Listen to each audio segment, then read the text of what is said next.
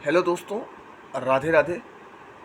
दोस्तों, जैसा कि हमने आपको पिछले वीडियो में खसरा के बारे में बताया था, आज हम आपको खतौनी के बारे में बताते हैं कि खतौनी क्या होता है।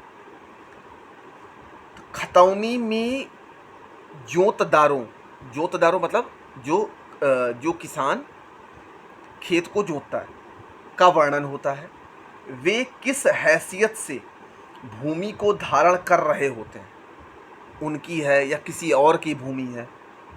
यदि किसी व्यक्ति ने अपनी भूमि में घर आदि का निर्माण करा लिया है तो उसका भी इंदराज खतौनी में किया जाता है। अगर कोई किसान जिसने अपनी भूमि पे जिस पर खेती की जाती है अगर उसमें घर का निर्माण कर लिया है तो उसे भी खतौनी में दर्ज किया जाता है। जब कभी भूमि के कब्जे में कोई परिवर्तन होता है तो इस रजिस्टर में दाखिल खारिज प्रक्रिया से कब्जे का इंदराज किया जाता है।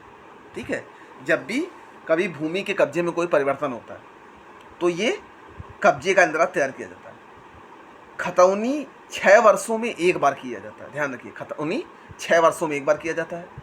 इसमें 13 खाने होते हैं जिसमें जोतदार का नाम, उसके पिता का नाम, उसका निवास स्थान, उसके द्वारा कब्जा धारण करने वाली अवधि, मालगुजारी, भू राजस्व आदि का विवरण सिलसिलेवार ढंग से किया जाता है।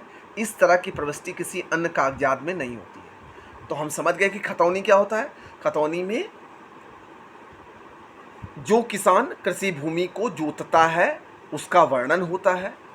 ठीक है, और ये भी उसमें वर्णन किया जाता है कि वह जो ज़मीन है उस पर अगर भूखंड का निर्माण हुआ है तो ये भी वर्णन किया जाता है।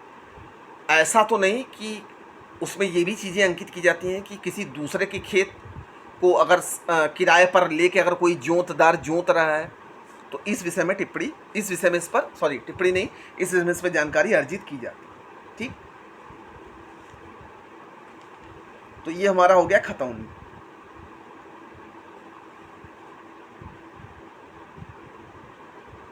तो इस वीडियो में हम इतना ही रखते हैं।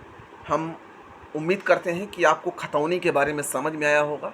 अगर समझ में आया है तो वीडियो को शेयर कर दीजिएगा। बाकी राधे राधे और मिलते हैं नेक्स्ट वीडियो में।